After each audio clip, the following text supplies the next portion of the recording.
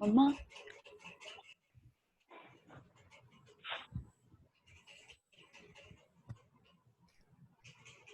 मम्मा mummy कहाँ है?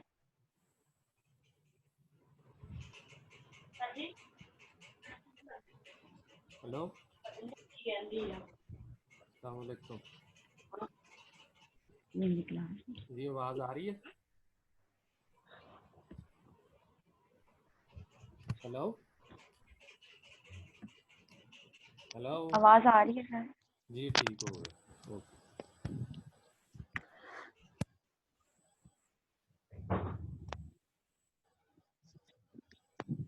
आके अम्मा को भी जाती हूँ।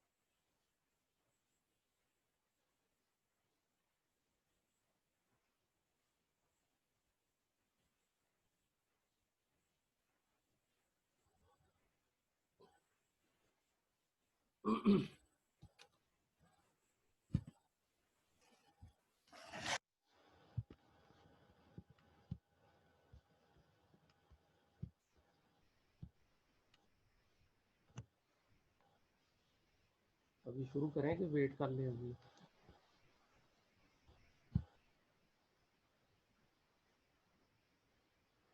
हेलो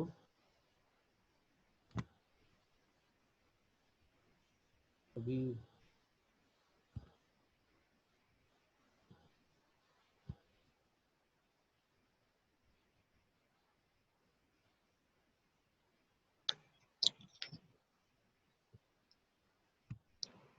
शुरू करें कि वेट कर लें अभी? वेट करने सर। अच्छा चलो चलिए।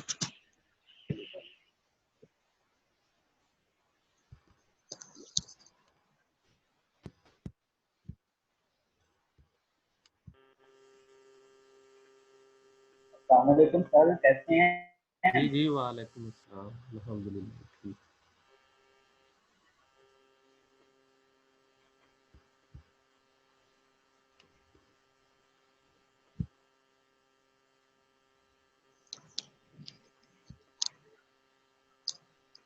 मियां साहब क्या हाल चाल है आपकी? जी जी अल्हम्दुलिल्लाह जी ठीक हूँ।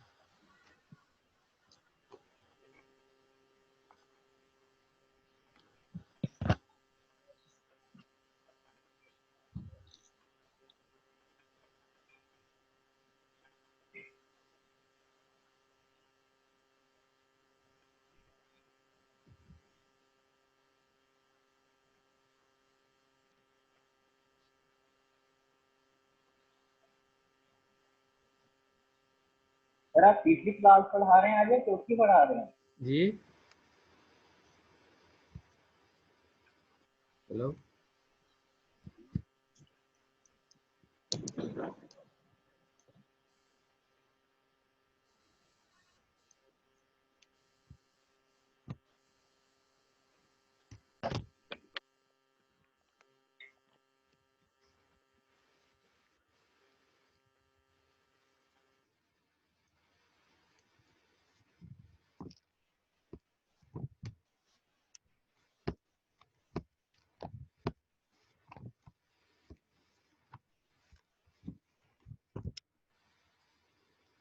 आज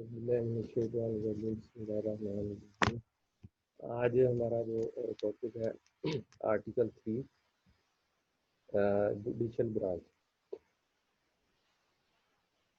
अभी ये आपके व्हाट्सएप ग्रुप में मैंने इसके ना नोट्स शेयर किए हैं, आप वहाँ से देख सकते हैं। इसमें है section 1 article 3, the judicial power of the United States shall be vested in one Supreme Court and in such inferior courts as the Congress may from time to time ordain and establish. The judges both of the Supreme Court and inferior courts shall hold their offices during good behavior and on at stated time receive for their services a compensation which shall not be diminished during their continuance in office.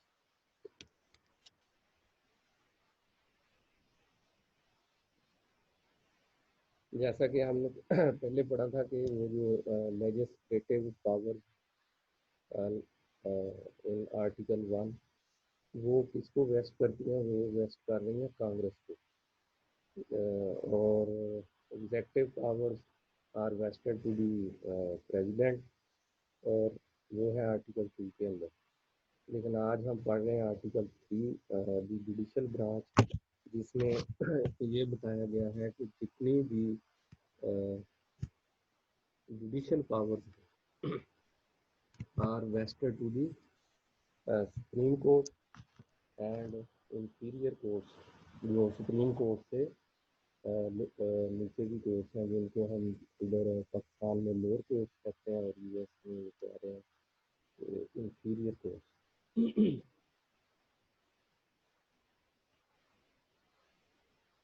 और इसमें फिर ये भी बताया गया है कि जो इंफीरियर कोर्ट्स हैं वो टाइम टू टाइम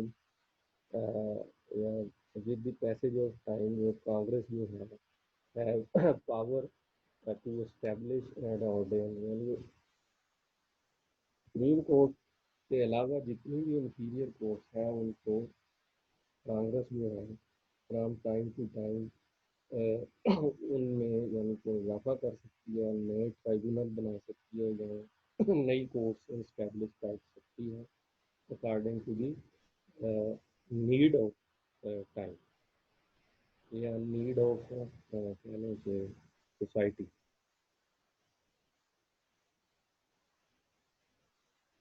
और उसके बाद इसका जो सेकंड पार्ट है इसमें ये बताया गया है कि जजेस both of supreme court and inferior court shall hold their offices during good behavior and shall at stated times receive for their services a compensation which shall not be diminished during their continuance in office.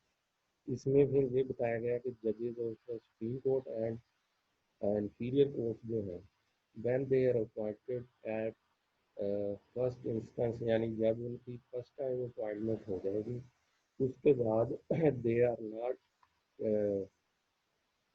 Not bound to retire, यानी कि पहले से law के अंदर नहीं बताया गया कि आपने इतनी एज लिमिट पे रिटायर हो जाना है, as long as they are alive and they are acting in good behaviour they can hold their office. यानी जितनी जब उनकी फर्स्ट अपॉइंटमेंट हो जाएगी उसके बाद जितनी उनकी एज है, यानी कि as long as they are alive, जब तक वो जिंदा रहेंगे दे can hold their office as a जज of supreme court and as a जज of inferior courts if he is appointed as जज ऑफ इंफीरियर कोर्ट। और उसके बाद यानी सेकंड कंडीशन उसकी ये है कि as long as they have their behaviour is good, यानी जितनी सर्विस के दौरान उनका बिहेवियर गुड रहेगा तो दे कैन होल्ड देयर ऑफिस। जब उनका बिहेवियर जो against the code of conduct of जजेस है उसके अगेंस्ट बिहेवियर हो जाएगा या उनका करेक्टर ठीक नहीं रहेगा, देन द जजेस of supreme court can be removed from their office by impeachment in Congress. उसके बाद इसमें ये बताया गया है कि during their service as a judge, they shall receive compensation which shall not be dimensioned during their continuous service. इसका मतलब ये है कि जब एज ए जज सर्विस देंगे to the people of the United States of America, they are entitled for some compensation. You can say they are entitled for salary, they are entitled for house or conveyance, whatever government or Congress want to give them in against their services as a compensation because they are giving their precious time in the course of law. कहने के they are in the service of the United States of America, so they are eligible for salary and other incentives as the other government officials receive salaries and incentives for their services. और इसमें ये है कि constitution ने जो किया है कि इसको जुडिशरी को की जो इंडिपेंडेंस है उसको इंश्योर करने के लिए उसने ये जो जजेस हैं इनको इंडिपेंडेंट कर दिया है from both the legislature and the president. तो उसमें ये कैसे कर दिया है कि एग्जेक्टिव जो है वो उनको उनके ओहदे से या उनकी सर्विस से उनको निकाल नहीं सकती, नहीं हटा सकती, ना ही लेजिस्लेचर जो है उनको उनके ऑफिस से रिमूव कर सकता है। और जैसा कि इसके जो लास्ट जो पार्ट है उसमें ये बताया गया है कि जजेस की जो सैलरीज हैं वो डायमेंशन यानी वो रिड्यूस नहीं की जाएंगी, कम नहीं की जाएंगी बाय द लेजिस्लेचर। तो अगर ऐसा हो कि लेजिस्लेचर जो है वो जजेस की सैलरी को रिड्यूस कर दे, वो कम कर दे, तो इससे जो लेजिस्लेचर जो है कांग्रेस इसका प्रेशर डेवलप हो जाएगा जजेस के ऊपर and they can threaten the जजेस to have decisions of their own choice by reducing the salaries of the judges. और फिर या इस तरह भी हो सकता है कि अपनी मर्जी का फैसला लेने के लिए वो जजेस को ये प्रेशराइज कर सकते हैं कि we will reduce the salary of your office and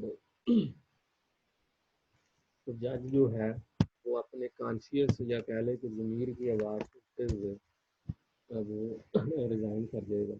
तो इसका मतलब ये हुआ कि एक अच्छा जो बाज अमीर कॉन्शियस वाला he can resign from the office by not कह लें कि surrendering before the Congress।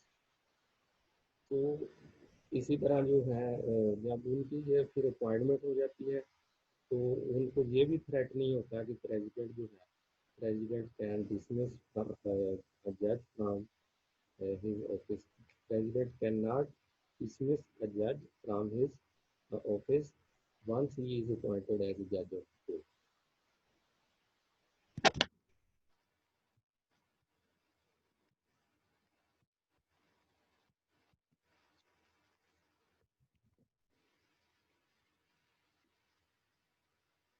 तो इस फिर ये है कि जजेस जो हैं वो only and only they can be removed from the office when they are tried and impeached in Congress and then convicted।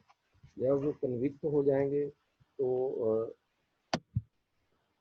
for in impeachment proceeding in the Congress, they can be removed from the office. Otherwise, they will hold their office for life.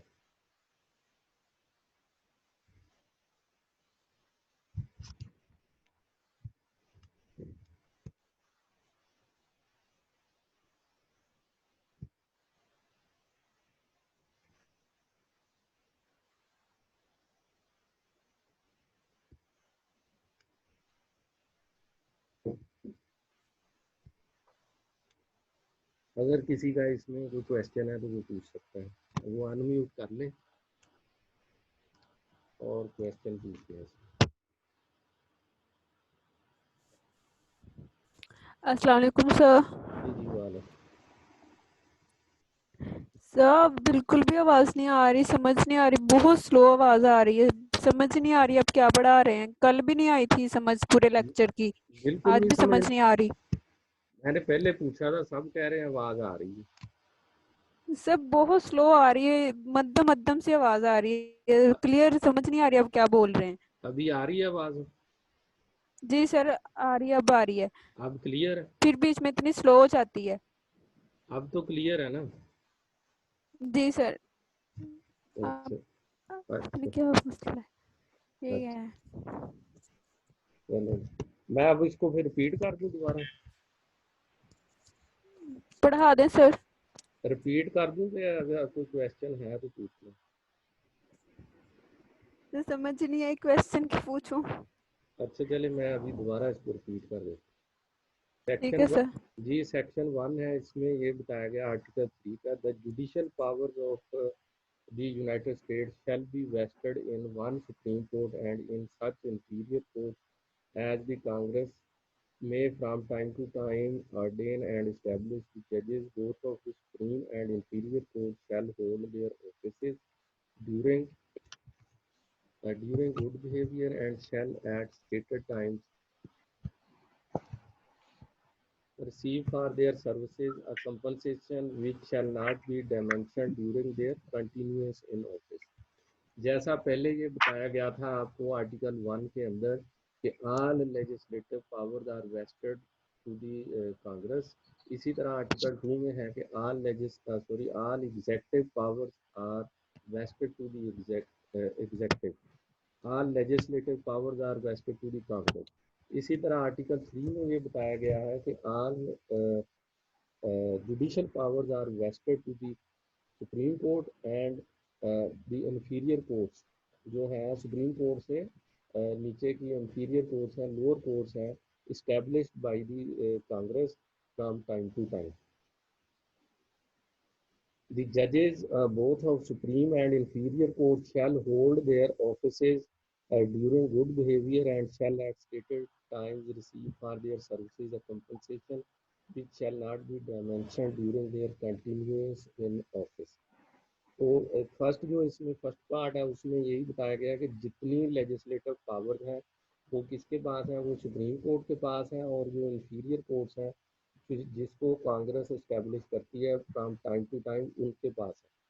तो इसी इसके second part में बताया गया जो जजेस जो हैं वो वो जब वो फर्स्ट टाइम वो उनकी अपॉइंटमेंट हो जाएगी then they can hold their office for life, as long as they are alive they can be judge of the supreme court या इंफीरियर कोर्ट। जैसा कि पाकिस्तान में है जजेस की एक रिटायरमेंट की एज लिमिट होती है कि जी 65 पे जज जो है सुप्रीम कोर्ट के या हाई कोर्ट के उन्होंने रिटायर हो जाना होता है, लेकिन यूएसए के अंदर रिटायरमेंट की कोई एज लिमिट नहीं है।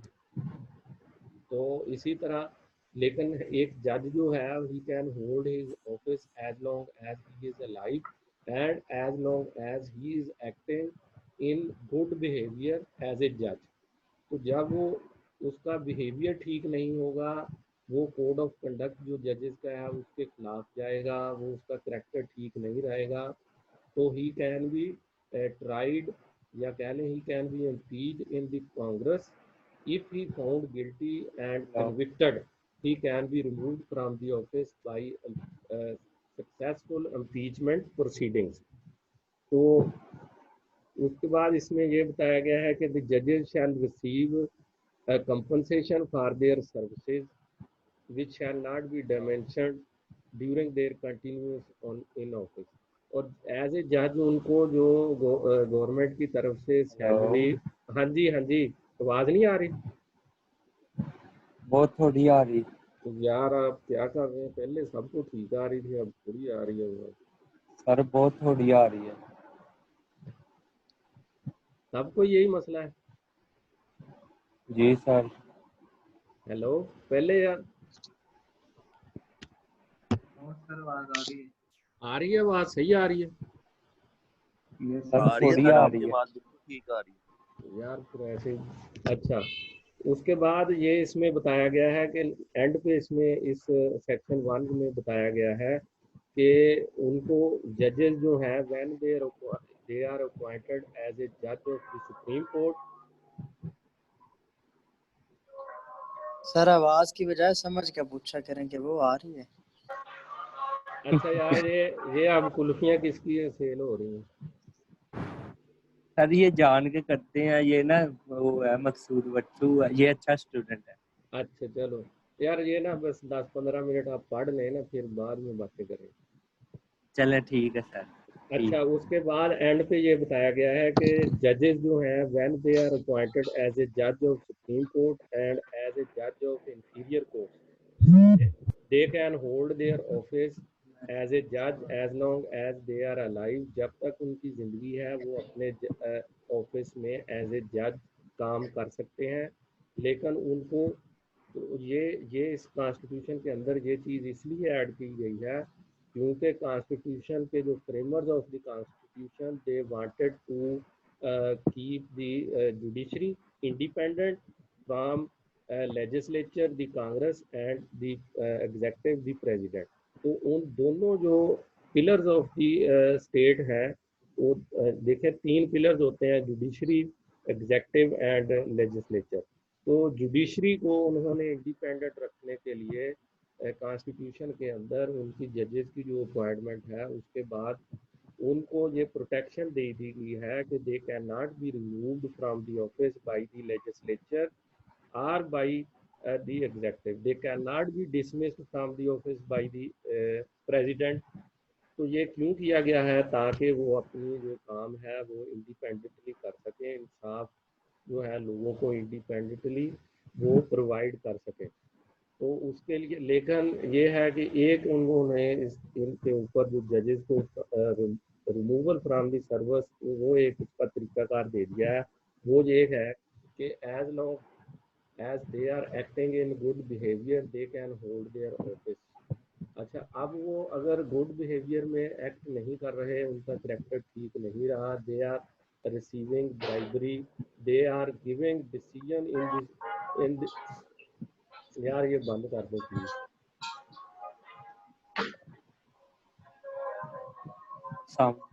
यार ये किसका माइक? सर आप कंटिन्यू करें सर। अच्छा, अगर वो फिर जैसे वो अगर ऑफिस में रहते हुए रिश्वत ले रहे हैं, ऑफिस में रहते हुए किसी का प्रेशर में आके या सिफारिश में आके अगर वो सिफारिश मान के फैसले कर रहे हैं, तो उस फैसला जो हुआ सिफारिश के साथ हुआ या उन्होंने रिश्वत लेके किया या किसी के प्रेशर में आके किया, तो उसके खिलाफ एप्लीकेशन दी जा सकती है इन कांग्रेस। तो कांग्रेस जो है, कांग्रेस उनके खिलाफ इम्पीचमेंट की प्रोसीडिंग स्टार्ट करेगी। तो इम्पीचमेंट प्रोसीडिंग जब वो सक्सेसफुल होने के बाद अगर द जज is found guilty and convicted, he can be removed from the office after successful impeachment proceeding. उसके बाद उनकी जो सैलरी है, सैलरी भी उन्होंने फिक्स कर दी है और उनके जो इंसेंटिव है वो भी, तो वो जो है वो they can not be diminished during their continuance in office. It means the salary and other incentive cannot be reduced as long as they are in the office by the legislature। अगर ऐसा होता कि जो कांग्रेस है उसके पास ये इख्तियार होता कि during the service of the जज वो उनकी सैलरी जो है उनको रिड्यूस यानी कम कर सकते, तो वो लेजिस्लेचर जो है उसके अंदर जितने भी सेनेटर जो हैं या हाउस ऑफ रिप्रेजेंटेटिव के जो मेंबर हैं, तो वो क्या कर सकते थे, वो कांग्रेस में लॉबिंग करके अगर जजेस के पास कोई फैसला गया हुआ है तो उसको लॉबिंग करके जजेस को प्रेशराइज करने के लिए कि हम आपकी सैलरी जो है वो रिड्यूस कर देंगे, आपके फलां जो हाउस आपको मिला है या गाड़ी मिली है ये हम आपसे वापस लेंगे, अदरवाइज आप जो हमारे पास जो आपके पास जो हमारा केस या हमारे किसी रिश्तेदार का केस आया हुआ है तो वो फैसला हमारी मर्जी के मुताबिक करें, यानी प्रेशराइज करने के लिए। तो ये इस चीज़ से रोकने के लिए, इस चीज़ से जुडिशरी को इंडिपेंडेंट रखने के लिए जो है कॉन्स्टिट्यूशन ने इस सेक्शन के एंड पे ये चीज़ प्रोवाइड कर दी है कि देयर सैलरी और their compensation can not be dimension during their continuous in office. तो पाकिस्तान के अंदर आपको पता है कि जो जजेस हैं उनको सियासतदान जो है प्रेशराइज कर लेते हैं। और पाकिस्तान में जजेस की रिटायरमेंट की एज भी है, तो उस रिटायरमेंट की जब एज आती है उनकी, तो जजेस जो हैं अपनी सर्विस को एक्सटेंड करने के लिए वो जो पॉलिटिशियन होते हैं इनके पास भी जाते हैं कि जी हमें 1 साल एक्स्ट्रा एज एड हाक जज या किस तरह ना कोई, तो वो फिर जब जाके पॉलिटिशियन की कह लें कि उनका मिन्नत करना करते हैं, तो पॉलिटिशियन इन रिटर्न तो जजेस से अपनी मर्जी के फैसले लेते हैं। तो आपने ये देखा है कि पिछले दिनों ये बात तो ये पॉलिटिकल हो जाएगी, लेकिन पाकिस्तान की हिस्ट्री के अंदर है कि सर शो हो रही है। संडे वाले दिन भी कोर्ट लगी है और किसी को बेल मिली है और वो मुल्क छोड़ के बाहर चले गए सर हैं। पहले आवाज थोड़ी बेहतर हुई थी, अब फिर नहीं आ रही, बिल्कुल भी नहीं आ रही सर। अच्छा जी, सब कोई नहीं आ गुड पॉइंट मकसूद बट्टू। हेलो सर पहले आवाज थोड़ी बेहतर हो गई थी, अब दोबारा फिर नहीं आ रही, बिल्कुल भी नहीं आ रही सर, कुछ भी समझ नहीं आ रहा। हेलो, अब आ रही है आवाज? सर थोड़ा सा ऊंची बोला करें। हाँ जी, मैं सर तो हमारी आवाज आप ठीक नहीं आती? आप हाँ जी, ऊंची आ रही है आवाज यार, सबकी आ रही है मुझे। तो सर आपकी क्यों नहीं आती फिर? सर वो कानों से लुपिया उतार दे सर, उनकी वजह से आवाज कम आती है, मुझे लगता है ऐसा। अच्छा, अब आ रही है? भट्टू साहब इन लेक्चर्स पे हमारे पेपर नहीं होने, खुदा के बंदे क्यों नहीं अब आ रही समझ है आ रही? आवाज? यार इन्हीं पे फिर ये लेक्चर क्यों हो रहा है जमीर भाई? तो भाई 1 घंटा हम इधर लगा रहे हैं, हमें कुछ समझ भी आना चाहिए ना। अभी हम मोबाइल की 15-20 बैटरी मिनट जाया आप कर देख रहे हैं, लेना। नेट जाया कर रहे हैं, अच्छा हमें ये कुछ समझ भी यार आए ना। 1 जमीर घंटा पढ़ना इधर वाह भाईजान, गुड देखिए स्पिरिट, हाई स्पिरिट। मेरी बात सुने यार ये 3 दिन से पिलर ऑफ द लेक्चर ही पा रहे हैं। ये मेरी बात सुने भट्टू साहब। हेलो जी सर जी। मेरी बात सुने, कुछ स्टूडेंट्स को आवाज बिल्कुल सही आ रही है, कुछ को नहीं आ रही है। इट मींस के आपके साइड पे भी मसला हो सकता है। ये आप मुझे सर को ना किसी ब्लेम को नहीं करें। आ रही, किसको आ रही है सर? वो हाथ खड़ा करे जिसको ठीक आवाज आ रही है। अच्छा चलो, हाथ खड़ा करा दो फिर जिसको आ रही है आवाज, करा देख दो। सर, लिया। आप कौन सा नेट यूज कर रहे हैं? मैं देख लेता सारे हूँ। अपने अपने घर मुझको आ बैठे हैं, रही है। हाथ खड़े होने का सर कैसे पता लगेगा? सर कैसी बातें कर रहा है बट्टू सर? तो वो जमीर सर ब्रो ने जो भाई हाथ खड़ा कर दिया। यार साहब इसमें जो ऑप्शन सुन ही नहीं है रहे हैं नेट वो का। हाथ खड़ा कर रहे हैं।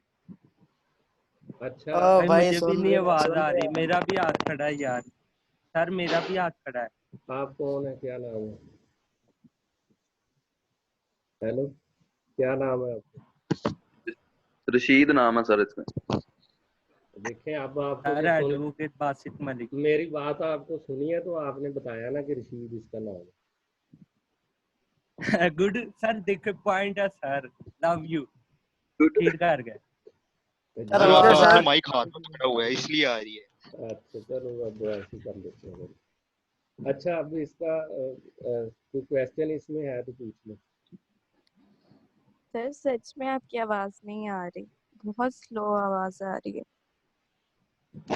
सर आप हैंड फ्री चेंज करके देखें, अच्छी क्वालिटी की लेके देखें। यार मैं आज ये हेड फ्री नहीं सर लेके ऑडियोनिक की सर हेडफोन ले ले आप, एक दफा ही मेरी बात खर्चने सुनो। सर वाले आप सर। आईफोन वाली हैंड फ्री यूज करके देखें, उसमें साउंड बहुत अच्छा आता है। सर माइक ले तो लें। आपने अच्छा मेरी बेचारी बात सुनो। बाजार से 50 रुपए वाली ली हुई है। नहीं ये आज सुनो, ये मैं आज नहीं लेके आया हूँ, वो आईफोन वाली इसमें लगती हुई है। सर वो सर खुद लगा गया था दुकानदार। यास्नैन वॉच योर होल्स। सर एडोनिक पे 50% सेल लगी हुई है, वहां से ऑनलाइन मंगवा लें सर, बाहर जाने जी शेख साहब जी। सर शेख खुद होम डिलीवरी दे के जाएगा आपको। यार इस तरह करे ना, फिर अच्छी सी एक लेके वो तो मुझे शेख सर दे घर पहुंचा दिया यार, एक हेड फ्री पहुंचा चला। हाँ दे। एक भाई होम भाई डिलीवरी भाई करवा दे शेख कोविड-19 है यार। यार, मुझे खुद बाहर नहीं जाने देते यार। क्या है? भाई बाहर कोविड-19 है कौन सा 19? यार। आपको बाहर तुम फिर रहे हो ना, इस वजह से हाँ कोरोना जी। क्या है कोरोना अच्छा यार। एक मिनट, ये नाइन। जमीर बलोच साहब, आपको आवाज आ रही है? सरकार मुझे तो आ रही है। हाँ बस फिर देखें ये सर सब तो मुझे भी कभी कभी बड़ी नहीं, जबरदस्त आती सर। अब मैं आपको बता रहा हूँ जी, ये मैंने हैंड फ्री ली है, आप मुझे कह रहे हैं कि नहीं ले रहे हैं, अच्छी नहीं है फलां, ये सारी सर ये बातें कौन से आपको कलर की है? ये आपको बातें समझ आ रही हैं, लेकिन लेक्चर नहीं समझ आ रहा, अजीब बात है यार।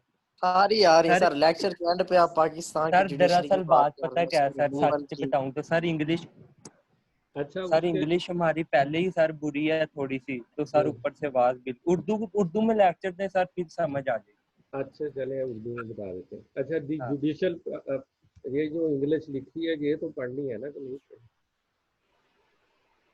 ये पढ़नी है। अच्छा चले ये पढ़ लेने दें मुझे, अगर आपकी इजाजत हो। इजाजत है?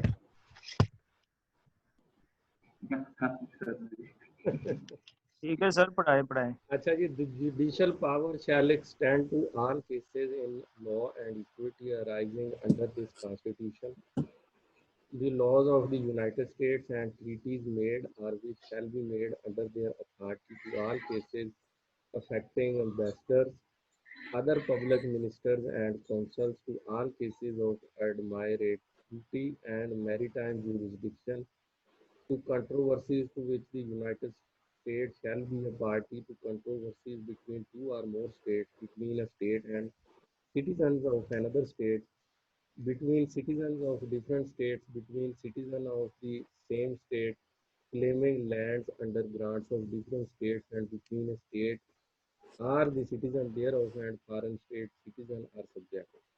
The right of the federal courts to handle cases arising under this constitution is the basis of the Supreme Court right to declare laws of Congress unconstitutional. This right of judicial review was established by Chief Justice John Marshall. Historic decision in the case of Marbury versus Madison in 1803. The 11th Amendment set aside the phrase between a state and citizen of another state. A citizen of one state cannot choose another state in a federal court. इसके अंदर जो है section 2 में ये बताया गया है कि जुडिशल पावर जो है किसकी, सुप्रीम कोर्ट की, वो एक्सटेंड करेगी in all to all cases in law and equity arising under this constitution. इस कॉन्स्टिट्यूशन के अंडर जितने केसेस अराइज होंगे वो जो है दे शैल बी ट्राइड, और कहते हैं कि they shall be heard in supreme court. The laws of the United states, और उसके बाद जो है जितने laws of the United states of America हैं वो हो गए। उसके बाद ट्रीटीज मेड, यानी ट्रीटीज जो हैं agreements made between the countries USA and other countries, उनके उनके उनमें जो ट्रीटीज के रिलेटेड जितने मामलात होंगे, कोई कंट्रोवर्सीज या कह लें कि इख्तलाफ जो होता है, अगर एक मेरा और आपका एक मुआहदा हो गया, एग्रीमेंट हो गया, तो उस ये मैं एक एग्जांपल दे रहा हूँ, लेकिन या कह लें कि एक ट्रीटी है या एग्रीमेंट है made between USA and Russia, और USA between USA and Turkey.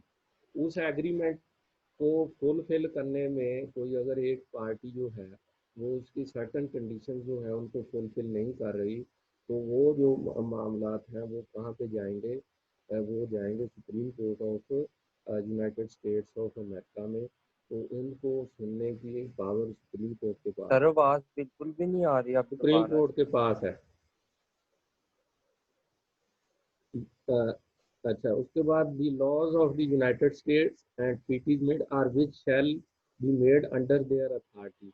और उसके बाद है कोई ऐसे लॉज या ऐसे ट्रीटीज जो हैं वो यूनाइटेड स्टेट्स ऑफ अमेरिका की अथॉरिटी के अंदर किसी डिपार्टमेंट ने, किसी या कह लें किसी महकमे ने या किसी मिनिस्ट्री ने किसी दूसरे मुल्क के साथ कोई ट्रीटी बनाया है, एग्रीमेंट किया है, अगर वो एग्रीमेंट, उस एग्रीमेंट में दोनों पार्टीज के दरमियान कोई इख्तलाफ पैदा हो जाता है, तो वो कहाँ पे सेटल होगा?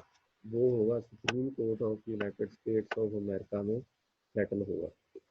To all cases affecting ambassador, other public ministers and councils,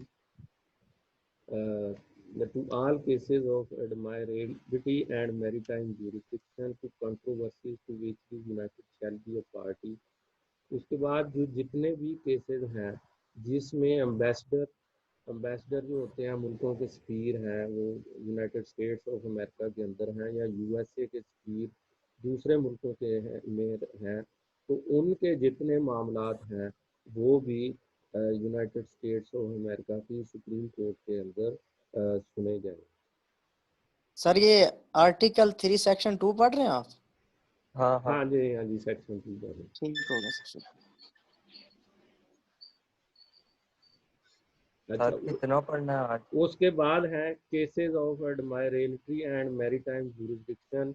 जितनी भी मैरीटाइम जुरिसडिक्शन आपको पता है जो समुद्रों के अंदर जुरिसडिक्शन होती है, हर मुल्क की अपनी अपनी, तो वो होती है हमारे इधर जो लैंड पे होते हैं माइल्स, तो समुद्रों में होते हैं नॉटिकल माइल्स। तो वो इंटरनेशनल लॉ के अंदर समुद्र के अंदर ये बताया जाता है जिस मुल्क के साथ समुद्र लगता है तो उनकी जो बंदरगाह है या शोर कह लें, वहाँ से लेके समुद्र के अंदर इतने नॉटिकल माइल अंदर जाके इस मुल्क की जो मैरीटाइम जुरिसडिक्शन है, तो वो मामलात जो हैं। और उसके बाद एडमायरल्टी यानी जितने उन समुद्रों के अंदर बहरी जहाज चल रहे हैं जिनके ऊपर फ्लैग है यूनाइटेड स्टेट्स ऑफ अमेरिका का, वो सारे केसेस जो हैं वो बेशक इनकी मैरीटाइम यूएसए की मैरीटाइम जुरिसडिक्शन में है या फिर वो इंटरनेशनल बाउंड्रीज के अंदर भी होंगे, लेकिन अगर उनके ऊपर फ्लैग होगा यूएसए का तो वहाँ पे अगर कोई क्राइम कमिट होगा तो that the person who committed a crime on a ship having a US flag and sailing in international ocean, that man shall be tried in United States of America। अच्छा, उसके बाद है कोई जो controversies arise हो जाती हैं जिनमें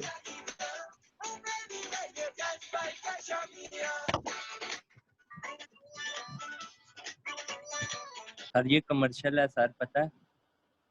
अच्छा यार पता पढ़ नहीं लो, किसने चलाया। अच्छा पढ़ लो यार प्लीज, पढ़ लो, थोड़ी मेहरबानी। सर वैसे पढ़ने के लिए आए हैं लेकिन सर बोर हो जाते हैं, क्या करें। अच्छा, उसके बाद है ये सर जल्दी एंड कर दो, जुम्मा भी पढ़ना है। to controversies to which the United States shall be a party। ऐसी अभी सर बाबर का लेक्चर है भाई, इसके बाद बाद में पढ़ेंगे। ऐसी कंट्रोवर्सीज या ऐसे मामलात जिनमें यूनाइटेड स्टेट्स एक पार्टी होगा जिस केस के अंदर, तो वो केस भी यूनाइटेड स्टेट्स ऑफ अमेरिका की सुप्रीम कोर्ट के अंदर सुना जाएगा। तो टू कंट्रोवर्सीज बिटवीन 2 और मोर स्टेट्स, यानी यूनाइटेड स्टेट्स ऑफ अमेरिका के अंदर जितनी स्टेट्स हैं उनमें से जैसे न्यू जर्सी या शिकागो और भी कई बहुत सारी हैं स्टेट्स, अगर 2 या 2 से ज़्यादा स्टेट्स के दरमियान कोई भी कंट्रोवर्सी अराइज होगी, that controversy shall be settled in supreme court of United states of America. भाई ये मेरी बात सुन लें, ये एचओडी साहब ने कहा है कि आपने अपना अपना नाम जो है जो रोल नंबर के साथ रियल नेम ऐड करना है इस पे। क्या सर? एचओडी साहब का आपने मैसेज नहीं पढ़ा? नहीं सर। तो उसमें उन्होंने कहा आपके जो रियल नेम है वो आपने इस पे लिखना है।